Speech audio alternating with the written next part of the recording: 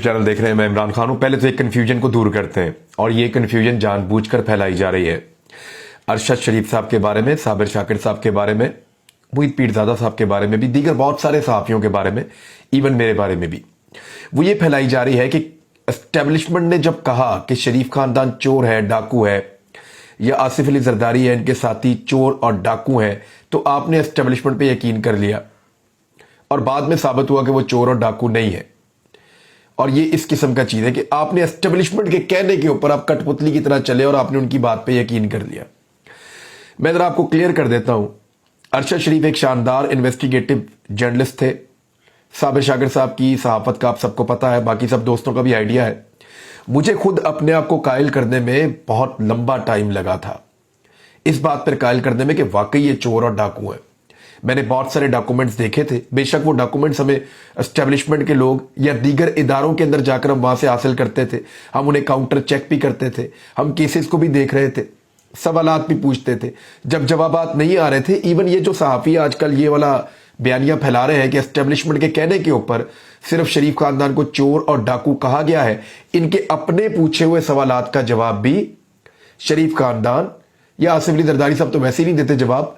तो ये जो करप्ट लोग हैं जिन्होंने मुल्क को लूटा है या मनी लॉन्ड्रिंग की है, वो लोग इनके अपने सवालात का जवाब भी नहीं दे पा रहे थे, आज तक नहीं दे पा रहे हैं। अदालतों से इनको बाकायदा सजाएं हुई है। NRO 2 अगर ये हासिल ना करते, कानून को तब्दील ना करते, तो ये नहीं बचते। कानून को तब्दील करने के बाद इन्होंने अपनी खाल बचाई है, अपना माल बचाया है, और इक्तदार को हासिल किया है एक डील के जरिए से। बूट पॉलिश वाली डील जो शुरू हुई गुज़िश्ता साल, वो इस साल मुकम्मल हो गई। तकरीबन 6 से 8 महीने इन्होंने बड़ी शानदार मेहनत की और ये इक्तदार हासिल किया है। तो बात यह है कि अगर हम एस्टेब्लिशमेंट की इतनी बात मानते थे, या हम एस्टेब्लिशमेंट के इशारों पे नाचने वाले थे, हम सारे लोग जो रिजीम चेंज ऑपरेशन के खिलाफ हैं, तो एस्टेब्लिशमेंट अभी भी न चाले। जैसे वो कल हमें कायल कर लिया था उन्होंने बगैर सबूतों के, अगर अभी भी कर ले। अगर कल उन्होंने देखें, कल भी जब एस्टेब्लिशमेंट या वो लोग जो ताकतवर हल्के हैं उनके पास कुछ सबूत मौजूद थे और हमने वो देखे थे, और हमने अपनी इन्वेस्टिगेशन भी की थी, और बहुत सारी चीजों को इकट्ठा करके हम इस नतीजे पर पहुंचे थे कि ये वाकई मुल्क के खिलाफ है और ये मुल्क को लूट रहे हैं। तो ये हमारी अपनी दानिश में, अपनी जर्नलिज्म के जरिए से हम इस नतीजे पे पहुंचे थे, और बहुत सारे सहाफी और भी थे जो इस नतीजे पर पहुंच गए थे। लेकिन हुआ क्या, जब एस्टेब्लिशमेंट को बना लिया इन पॉलिटिकल पार्टीज ने, इस माफिया ने जब एस्टेब्लिशमेंट को बना लिया, तो फिर इसी माफिया ने उन सहाफियों को भी बना लिया। लेकिन हमें नहीं बना पाए, ना हमें ये माफिया बना सका, ना हमें एस्टेब्लिशमेंट बना सकी। मिसाल के तौर पे अगर एस्टेब्लिशमेंट ने हमें इस्तेमाल किया नवाज शरीफ के खिलाफ, तो एस्टेब्लिशमेंट हमें इस्तेमाल कर ले इमरान खान के खिलाफ, कर ले ना, ले आए वैसे ही सबूत, ले आए वैसी ही चीजें। यानी मैंने तो सवाल किया, जो ताकतवर लोग मुझे मिले, कि क्या इमरान खान करप्ट है, जवाब था नहीं। क्या इमरान खान के खिलाफ आपके पास कोई मनी लॉन्ड्रिंग के सबूत है, जवाब था नहीं। मैंने कहा इमरान खान कोई मुल्क का दुश्मन है, जवाब था नहीं। इमरान खान गद्दार है, जवाब था नहीं। इमरान खान ने मुल्क के खिलाफ कोई साजिश की है, जवाब था नहीं। मामला क्या था कि इमरान खान सूट नहीं कर रहा था कुछ चीजों में, कुछ बातें जो वो नहीं मान रहा था। इस बुनियाद के ऊपर यह मामला खराब हो जाता है। ना वो करप्ट है, ना बेईमान है, ना मनी लॉन्ड्रिंग की हुई है, ना गद्दार है, ना बागी है, ना मुल्क के खिलाफ है। तो मसला क्या है? बाकियों के खिलाफ तो बहुत सारे सबूत मौजूद थे जिनको हमने वेरीफाई किया, हमने इदारों में जाकर देखा, इवन बहुत सारी चीजें देखने के बाद हम इस नतीजे पर पहुंचे, और फिर हम खड़े हो गए, डट गए। लेकिन बाद में इदारों ने जब NRO दे दिया और डील कर ली, तो हमने डील नहीं की।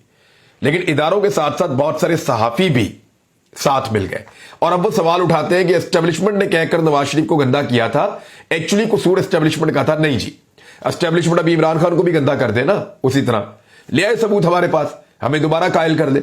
ऐसा हो नहीं सकता, ऐसा होगा नहीं।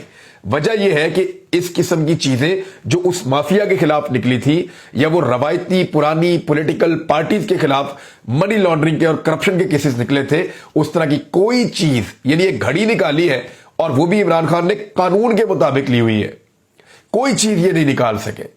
ये है जनाब इसका जवाब। इमरान खान साहब ने आज एक और बहुत बड़ी बात की है। उन्होंने कहा कि जब इस्लामाबाद पहुंचेंगे तो पुलिस हमारे साथ खड़ी हो जाएगी। ये कैसे हो सकता है? यानी इस्लामाबाद के अंदर जो पुलिस की इस वक्त सूरत हाल है, पहले तो मैं आपको वो बता दूं, FC والے ٹھہرے ہوئے ہیں. میں خود ملا تھا انہیں جا کر, بیچارے بہت پریشان ہیں, بلکہ میری مدد کر رہے تھے جب ارشد بھائی کا نماز جنازہ ہو رہا تھا فیصل مسجد میں. کاشف عباسی صاحب, میں وہاں پہ, اب باقی دوست موجود تھے, مالک صاحب, ہم سب جب کوئی کام کہتے تھے FC والوں سے کہتے تھے, وہ بڑی مدد کر رہے تھے وہاں پہ ہماری. جن کی ڈیوٹی لگی تھی وہ بھی, اور جن کی ڈیوٹی نہیں تھی وہ بھی مدد کر رہے تھے. اسلام آباد پولیس نے بھی ہماری بڑی مدد کی تھی اس دن. تو FC کے جو اہلکار ہیں وہ سارے کے سارے فیصل مسجد میں ٹھہرے ہوئے, لیکن جو سندھ سے آنے والے اہلکار ہیں ان کے ساتھ بہت برا سلوک رکھا جا رہا ہے. جو اہلکار سندھ سے ہیں وہ بیچارے سڑکوں کے اوپر خوار ہو رہے ہیں, ان کو خیموں کے اندر رکھا گیا ہے, اور سردی کا موسم بڑھتا جا رہا ہے. سندھ میں اتنی سردی بھی نہیں ہوتی, اور وہ اس طرح کے موسم کے عادی بھی نہیں ہے. ان میں سے کچھ بیمار بھی ہو رہے ہیں. تو یہ صورتحال انتہائی تشویشناک ہے. انسانیت کی نظر سے دیکھیے, وہ انسان پہلے ہے, پولیس والے بعد میں. ان کا خیال رکھیے, ان کے کھانے پینے کا, ان کی ادویات کا, ان کی رہائش کا خیال رکھنا وفاقی حکومت کی ذمہ داری ہے, جن کے پاس وہ مہمان کے طور پہ آئے. تو پولیس جو ہے وہ 14-15 ہزار کی پولیس ہے ٹوٹل, جو فورس ملا لیں اگر سندھ کی بھی, اسلام آباد کی بھی, اس کے ساتھ اب FC اور رینجرز یہ سب ملا لیں تو 14-15 ہزار کی کیپیسٹی ہے. اور اسلام آباد میں 7 رستے آ رہے ہیں. ہر رستے کے لیے اگر آپ ایوریج بھی نکالیں تو 2-2.5 ہزار بندے سے زیادہ وہاں پہ کھڑے نہیں کیے جا سکتے. اب اگر لاکھوں کی تعداد میں کارکن آتے ہیں اور وہ انگیج کرتے ہیں تو کیا پولیس لگاتار ڈیوٹی دے سکتی ہے؟ یہ بہت بڑا سوال ہے. بات یہ ہے کہ اگر لوگ تازہ دم آتے ہیں اور باہر آ کر بیٹھ جاتے ہیں تو پولیس کتنے دن ڈیوٹی دے سکتی ہے؟ لگ بھگ کئی ہفتے ہو گئے ہیں پولیس اسلام آباد میں موجود ہے, FC اسلام آباد میں موجود ہے. ویسے ہی ان کی حالت پتلی ہے. کئی لوگ کھلے آسمان کے نیچے ہیں, مسجد کے اندر بھی ہیں تو وہاں پہ بھی ٹھنڈ ہے, وہ بڑی مشکل سے بیچارے گزارا کر رہے ہیں. تو اس پولیس کے لیے, اس فورس کے لیے بڑے امتحان ہے. ابھی تو بڑے امتحان یہ ہے کہ وہاں پہ مزید چند دن, ان کو لگ بھگ 10 دن ابھی اور لگ جائیں گے لانگ مارچ کو آنے میں. وہ انتظار کرنا پڑے گا, اس کے بعد پھر لوگوں کا مقابلہ کرنا پڑے گا. تو یہ بڑی ٹف چیز ہے. اور عمران خان صاحب کا اس موقع پر یہ کلیم آنا کہ پولیس ہمارے ساتھ مل جائے گی جس وقت ہم اسلام آباد پہنچیں گے, یہ بہت امپورٹنٹ ہے. اب ایک نیا پتہ چلنے کی کوشش کی ہے, FIA نے عمران خان صاحب کو طلب کر لیا ہے سائفر آڈیو لیکس میں اور ممنوعہ فنڈنگ کیس کے اندر. لیکن میرا نہیں خیال عمران خان صاحب اب جا پائیں گے, کیونکہ وہ لانگ مارچ کے ساتھ ساتھ چل رہے ہیں. 2 نومبر کو دن 12 بجے ان کو طلب کیا گیا ہے, اور اسد عمر صاحب کو بھی طلب کیا گیا ہے, عمران خان صاحب کو بھی, اور شاہ محمود قریشی صاحب کو 3 نومبر کے لیے طلب کیا. اسد عمر صاحب 2 نومبر کو. بہت ممکن ہے ان کو گرفتار کرنے کی ایک سازش ہو, کوشش ہو, لیکن اس مرتبہ یہ حضرات پیش نہیں ہوں گے اور بعد میں عدالت سے رجوع کریں گے. جو بھی معاملہ ہوگا اس کو بعد میں دیکھا جائے گا. عمران خان صاحب نے جنرل باجوہ کے بارے میں انٹرویو دیتے ہوئے ایک بڑی اہم بات کی ہے. انہوں نے آج انٹرویو دیا, اور فورن میڈیا کو بھی وہ انٹرویو دے رہے ہیں بار بار. وائس آف امریکہ کو انٹرویو میں عمران خان نے کہا کہ لانگ مارچ کے مقصد کے حوالے سے سوال پر انہوں نے کہا کہ مارچ شفاف انتخابات اور انصاف کے لیے ہے. انصاف انسانوں کو آزادی دیتا ہے. پاکستان تحریک انصاف کے چیئرمین اور سابق وزیر اعظم عمران خان نے کہا کہ army chief general Qamar Javed Bajwa corruption کو برا نہیں سمجھتے تھے اور احتساب کرنے کے لیے تیار نہیں تھے. انہوں نے کہا کہ قانون کی بالادستی اور طاقتور اور کمزور کو برابر کر کے معاشرے کو آزاد کیا جا سکتا ہے. یہاں طاقتور ڈاکو چوری کرے تو NRO اور کمزور بیچارہ جیل میں جاتا ہے. یہ انصاف کی تحریک کا تسلسل ہے جو ہم کر رہے ہیں. حکومت اگر الیکشن کی تاریخ دیتی ہے, یہ نہیں کہ مارچ اپریل کی تاریخ دے دے, انتخابات اب بھی کروائے. اچھا, یہ میکسیمم پوزیشن ہے. میرے خیال میں انتخابات مارچ اپریل تک ہی ہوں گے, یا ہو سکتا ہے مارچ فروری تک ہو جائے. لیکن عمران خان صاحب چاہتے ہیں کہ اب بھی ان کو تاریخ دی جائے. یہ حکومت آرمی چیف کی تعیناتی تو اب کرے گی. دیکھیے, پاکستان کا سب سے امپورٹنٹ کام ہوتا ہے کہ آرمی چیف کو تعینات کیا جائے. تو آرمی چیف کی تعیناتی تو یہ حکومت کرے گی, اور اس حکومت کو لگتا ہے کہ یہ بنی بھی اسی لیے ہے اور اس کو بنایا بھی اسی لیے گیا ہے. تو آرمی چیف کی تعیناتی کے بعد عمران خان صاحب جو ہے وہ یہ حکومت ختم ہو جائے اور پھر الیکشن کی طرف جائے تو فروری کے اینڈ پہ, مارچ میں یا اپریل میں یہاں کہیں الیکشن ہو سکتا ہے. لیکن عمران خان صاحب اپنے میکسیمم پوزیشن کے اوپر یہ آ رہے ہیں. زیادہ آپ ڈیمانڈ کرتے ہیں نا, پھر آپ کو نیگوسیشن میں اس کا کچھ حصہ مل جاتا ہے.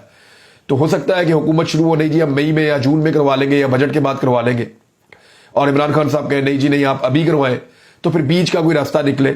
یہ ممکن ہے, بعد میں یہ ہو سکتا ہے. لیکن ایک خبر میں آپ کو دیتا ہوں, اور یہ بڑی خبر ہے. خبر کی تفصیل میں نے نکالی ہے اور اس کی ہم نے تھوڑی سی ریسرچ کی ہے. حکومت نے IMF کی جو شرط ہے وہ پوری کر دی ہے. پیٹرول اور ڈیزل